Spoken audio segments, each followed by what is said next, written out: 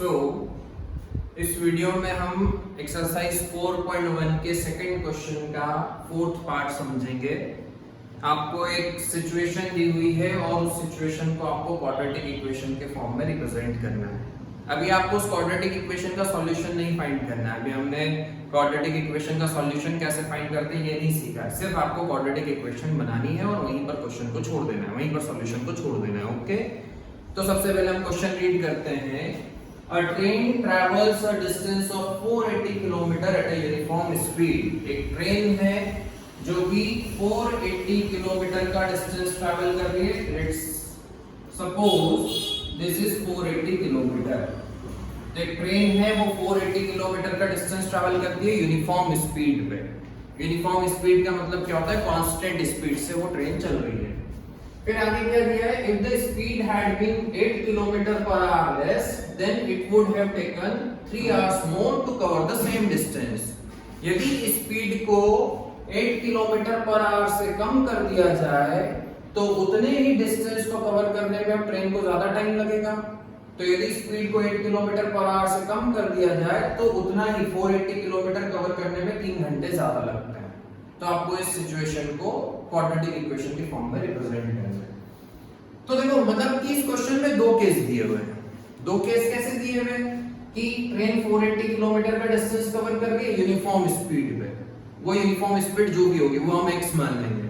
और फिर दूसरा केस क्या है कि 480 किलोमीटर का डिस्टेंस कवर कर रही है पर अब स्पीड कितनी होगी? x - 8। यदि मैं उस ओरिजिनल स्पीड को x मानता हूं तो सेकंड वाले केस में ट्रेन की स्पीड हमें कितनी लेनी पड़ेगी? x - 8। और टाइम वहां पर पहले वाले से 3 घंटे ज्यादा लगेगा। ओके, तो मैंने माना कि let the speed of train, जो रेगुलर वाली स्पीड है वो कितनी है? x km/h। और रेगुलर वाला जो टाइम है वो हमने मान लिया t आवर्स। ठीक है, और डिस्टेंस तो 480 किलोमीटर दिया हुआ है तो distance is equals to 480 kilometre. तो यदि यहां पर मैं speed is equals to distance upon time वाला फार्मूला लगाता हूं तो क्या इक्वेशन बनेगी? स्पीड मतलब x is equals to distance 480 upon time t। Okay, यहां से आप t की वैल्यू निकाल लो, वो कितनी आएगी? 480/x r। This is your first equation.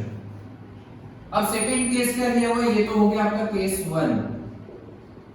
Case 2 क्या दिया हुआ है कि एक दिन क्या हुआ कि ट्रेन की स्पीड कितनी हो गई? 8 km/h से कम। जो उसकी रेगुलर वाली स्पीड है उससे 8 km/h कम हो गई।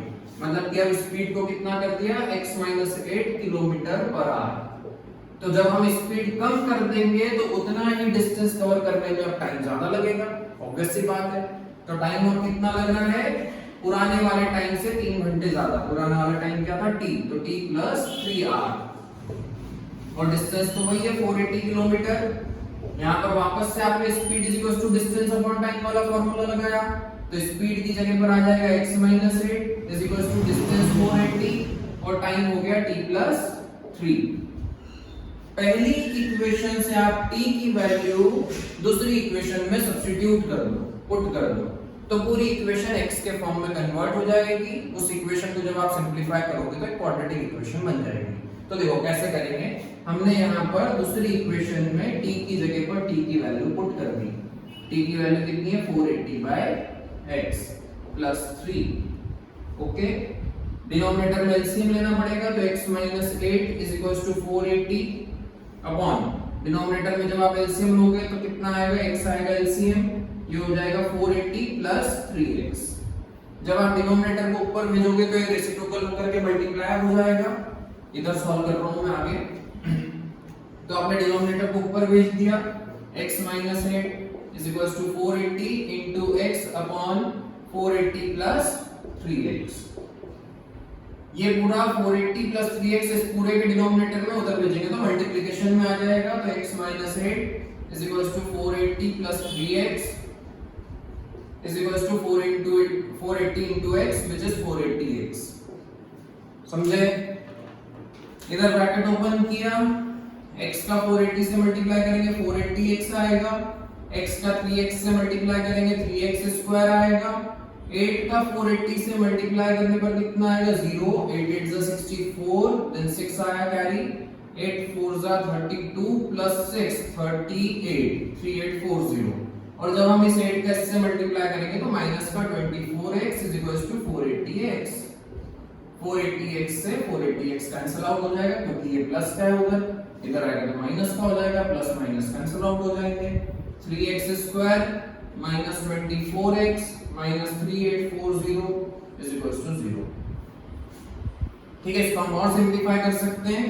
यहाँ पर अभी 3 कॉमन निकल रहा है, 3 हमने कॉमन निकाला, अंदर बचा x square minus 8x minus इसको 3 से डिवाइड करेंगे, 3 1 जा 3, 3 2 जा 6, 3 8 जा 24, 0 इज इक्वल्स टू 0। 3 यहाँ पर मल्टीप्लिकेशन में, उधर जाएगा तो डिवाइड में जाकर के पूरा 0 हो जाएगा। तो फाइनली आपकी क्वाड्रेटिक इक्वेशन क्या बनेगी, x square minus 8x minus 1280 is equals to 0। Okay, तो इस सिचुएशन को हमने क्वाड्रेटिक इक्वेशन के फॉर्म में कन्वर्ट कर दिया।